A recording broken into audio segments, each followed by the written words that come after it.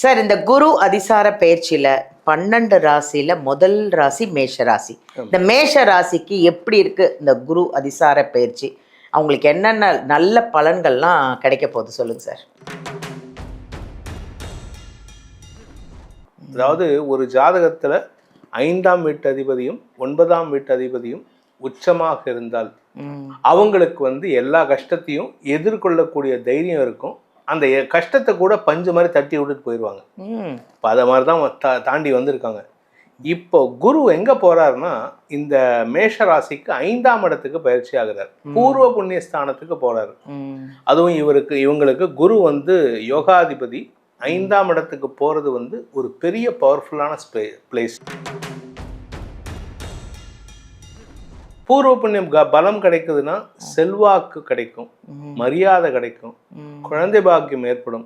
Sir எனக்கு கல்யாணமே ஆகலையே, கல்யாணத்தை தவிர மற்றதெல்லாம் நடக்கும். ஏன் கல்யாணம் மட்டும் அப்படின்னு கேட்டா அதான் இப்போ அவங்களுக்கு ஏதாவது பரிகாரம் வேணா ஏதாவது இருக்கா? கண்டிப்பா. ஏன்னா இது குரு அதிசார பயிற்சிங்கிறதுனால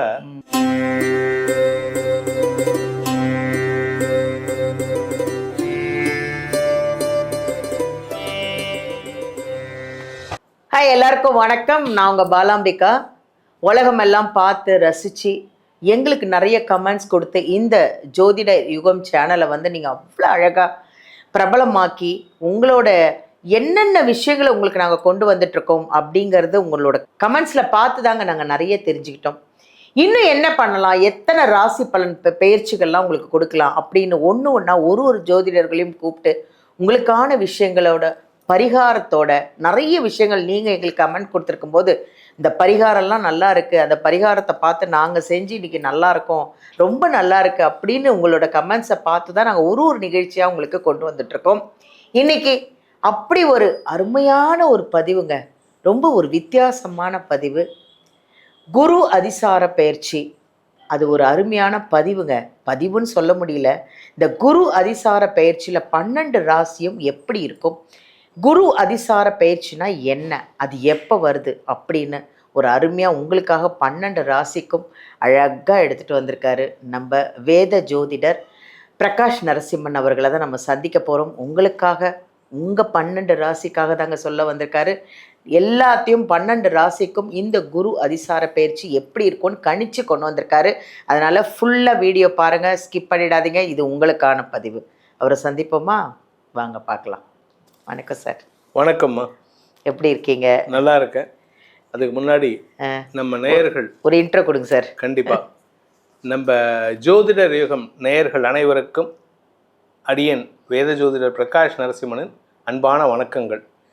இந்த பயிற்சியில் எல்லாருக்குமே நல்ல செய்திகள் இருக்கக்கூடிய வகையில் இருக்குது. ஏன்னா நல்ல விஷயமா சொல்ல போகிறோம். Very good. இந்த வருஷம் கொஞ்சம் நல்லாவே இருக்குது. அதனால தான் சார் சொன்னேன், ஸ்கிப் பண்ணாமல் பார்த்துருங்கன்ட்டோம். ஆனால் அப்பவும் நம்ம நேயர்கள் என்ன சொல்லுவாங்கன்னா, நான் எல்லா 12 ராசிக்காரங்களும் சொல்கிறது இந்த ராசியில் பிறக்காதீங்க, இந்த ராசியில் பிறக்காதீங்கன்னு. நம்ம பிறப்பு என்னங்கிறது அவனுக்கு தான் தெரியும். கரெக்ட். அதனுடைய ஒரு சின்ன டீஸ்பூன் மட்டும் தான் நம்ம இப்போ ஜோசியமாக பார்க்க போகிறோம். Very good. என்ன ஏதுங்கிறத நம்ம டிஸ்கஸ் பண்ணுவோம். சார், குரு அதிசார பயிற்சி அப்படின்னா என்ன, அது எப்போ வருது, எப்படி இருக்கு அந்த 12 ராசிக்கும் அப்படின்னு பார்க்க போகிறோம் சார். கண்டிப்பாக. குரு அதிசார பயிற்சி முதல்ல எப்போ வருதுன்னு சொல்லிடுறேன், அப்புறமா என்னங்கிறத சொல்கிறேன். குரு அதிசார பயிற்சி திருக்கணித பஞ்சாங்க பிரகாரம் அக்டோபர் 31ஆம் தேதி அன்னைக்கு பயிற்சி ஆகிறார். அது என்ன நடக்கிறது அப்படின்னா, கடகராசியில உச்சஸ்தானத்துல இருக்கிற குரு சிம்ம ராசிக்கு பயிற்சி ஆகிறார், அடுத்த ராசிக்கு. இது ஒரு ஷார்ட் டியூரேஷன் தான். இது ஷார்ட் டியூரேஷன் போயிட்டு திருப்பி வக்கரகதியில மறுபடியும் கடகராசிக்கு வந்துடுவார். அந்த அதிசாரமா இருக்கிறது கிட்டத்தட்ட ஒரு 40 நாள் தான். அதாவது அக்டோபர் 31லேருந்து டிசம்பர் 13 வரைக்கும் தான் அதிசாரமா சிம்ம ராசியில இருப்பார். டிசம்பர் 13 அதிசாரத்துல வக்கரம் அடைஞ்சு ஜனவரி 24ஆம் தேதி அன்னைக்கு மறுபடியும் கடகராசிக்குள்ள வந்துடுவார் வக்கரமாவே. ஸோ இப்போ அடுத்தது நம்ம உங்களுக்கு ஒரு லீடும் கொடுக்குறேன். அடுத்தது நம்ம குரு வக்ர பயிற்சியும் நம்ம பண்ண போகிறோம். ஏன்னா நீங்கள் ஆக்சுவலாக கொடுக்கணும், நான் சொல்லிட்டேன். என்ன அப்படின்னா, இந்த குரு அதிசாரம் அப்படின்னா முதல்ல அதுக்கு முன்னாடி ஒரு விஷயம் சொல்லணும். ஹிந்து தர்மம் சனாதன தர்மம் தான் நம்ம கேள்விப்பட்டிருக்கோம். ஆமாம். சனாதனம்னா என்ன அப்படின்னா லாங் ஸ்டாண்டிங், ரொம்ப வருடமா இருக்கிறது. இப்போ வந்து ஒரு எக்ஸாம்பிள் சொல்லணும் அப்படின்னா புரட்சி தலைவர் எம்ஜிஆர், அடுத்தது வந்து நடிகர் திலகம் செவாலிய சிவாஜி கணேசன், சூப்பர் ஸ்டார் ரஜினிகாந்த், அதுக்கப்புறம் உலகநாயகன் கமலஹாசன். இவங்க 4 பேருமே பார்த்தீங்கன்னா கிட்டத்தட்ட லாஸ்ட் ஒரு 60 வருஷமா தமிழக சினிமாவை, இன்ஃபேக்ட் இந்தியன் சினிமாவே அவங்க கூழ் வச்சு நடத்திட்டு இருக்காங்க. இந்த லாங் ஸ்டாண்டிங்கா இருக்காங்களே, இதுக்கு பேர் தான் சனாதனம். சனாதனம்னா உடனே வந்து ஏதோ பேசுறதெல்லாம் வேண்டாம், நம்ம அரசியல் போக வேண்டாம், அடுத்தவங்களை பத்தி தப்பா பேச வேண்டாம். ஆனா இந்த சனாதனத்தோட ஸ்பெஷாலிட்டி, அதோட அர்த்தம் நிறைய பேருக்கு தேவைதான் சார். ஆமா, இந்த சனாதனத்தினுடைய ஸ்பெஷாலிட்டி என்னன்னா, இப்பதான் வந்து நாசாவும் இங்கிலீஷ்காரங்களும் சயின்ஸ்னு சொல்லக்கூடிய விஷயத்த பலாயிரம் வருஷத்துக்கு முன்னாடியே சயின்டிஃபிக்கா சொல்லிட்டாங்க. அந்த சயின்ஸ் தான் இந்த அதிசார பயிற்சி. குரு அதிசாரம் எப்போ ஏற்படும் அப்படின்னா, குரு இருக்கிற இடத்துல, குரு இருக்கிற ராசியிலேருந்து சூரியன் வந்து 5ஆம் ராசி, 6ஆம் ராசி, 7ஆம் ராசி, 8ஆம் ராசி, 9ஆம் ராசி, இந்த 5 ராசிகள்ல சூரியன் டிராவல் பண்ணும்போது, குரு இருக்கிற இடத்துலேருந்து இந்த சூரியன் வந்து இந்த 5 ராசிகள்ல டிராவல் பண்ணும்போது குரு அதிசார பயிற்சி ஏற்படும். அப்போ இப்போ வந்து கடகத்துல இருக்காரு, சூரியன் வந்து 5ஆவது ராசி பார்த்தீங்கன்னா விருச்சிக ராசிக்கு போகும்போது தான், விருச்சிக ராசிக்குள்ள என்ட்ரு ஆகும்போது இந்த அதிசார பயிற்சி துவங்கும். ஸோ விருச்சிகம், தனுசு, மகரம், கும்பம், அந்த 5 ராசிகளில் 5, 6, 7, 8, 9 இந்த ராசிகளில் டிராவல் பண்ணும்போது குரு அதிசார பயிற்சி நடக்கும். இந்த குரு அதிசார பயிற்சினா சிம்பிள் என்ன அப்படின்னா, நம்ம பூமியிலேருந்து குரு பக்கத்தில் இருப்பார், சூரியன் வந்து லாங் டிஸ்டன்ஸில் இருப்பார். அப்போ பார்க்கறதுக்கு என்ன தோணுன்னா, குரு ஃபாஸ்ட்டாக ட்ராவல் பண்ணுற மாதிரி தெரியும். ஸோ அந்த குரு ஃபாஸ்ட்டாக, அதாவது அதிக பிரசங்கித்தனமாக போகிற மாதிரி தெரியும், ஆனால் அவர் ஃபாஸ்ட்டாக ட்ராவல் பண்ணல. நம்மளுடைய பர்செப்ஷன், நம்ம பார்க்குற பார்வை. இப்போது நம்ம வந்து இங்கேருந்து பார்க்குறோம் அப்படின்னா ட்ரெயின் ஃபாஸ்ட்டாக போகுதுன்னு சொல்லுவோம். அதே ஒரு ஃப்ளைட்டு, மேலே போகிற ஃப்ளைட்டு மெதுவாக போகுது, அது மெதுவாக போகுது, 650 கிலோமீட்டர் ஸ்பீடில் போகுது. அது மாதிரி தான் இந்த குருவும் நம்மளை சூரியனோட ஃபாஸ்ட்டாக ட்ராவல் பண்ணுறதுக்கு பேர் குரு அதிசார பயிற்சி. அந்த குரு அதிசார பயிற்சி சிம்ம ராசிக்கு போனால் என்னென்ன நல்ல பலன்கள் எல்லாருக்கும் இருக்குங்கிறத இப்போ ஒவ்வொரு ராசிக்கும் நம்ம பார்க்க போகிறோம். நீங்கள் கேள்வி கேட்க போகிறீங்க.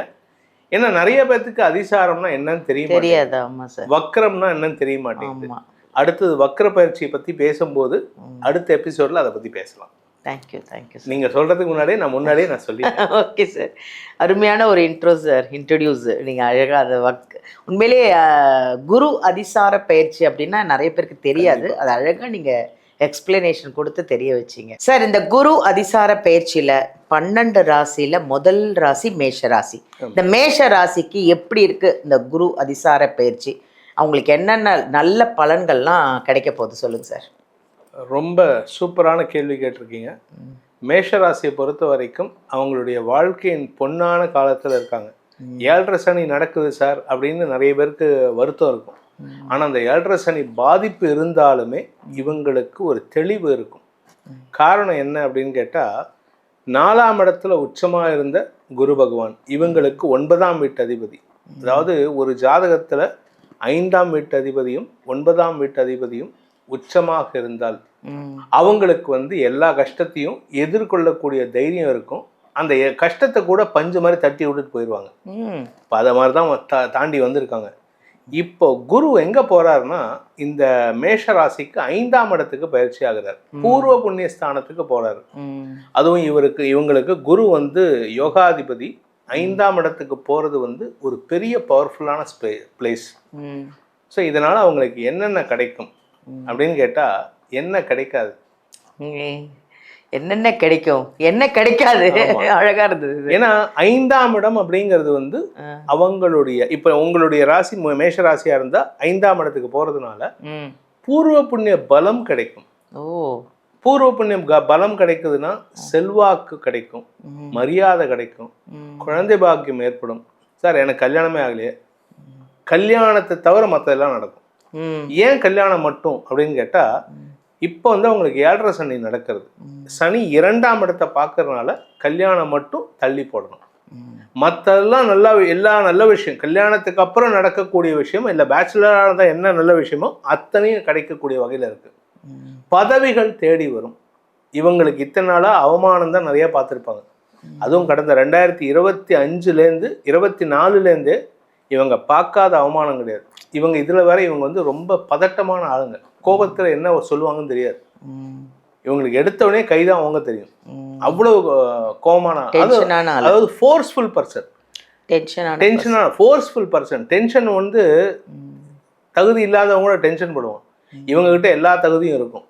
ஆனால் அந்த ஃபோர்ஸ் அவங்களுடைய ஃபோர்ஸ் நம்மளால தாங்க முடியாது. தலைமை பண்புக்கு உண்டானவர், ஆனால் தலைமை சொன்னால் கட்டுப்படக்கூடிய ஆள்.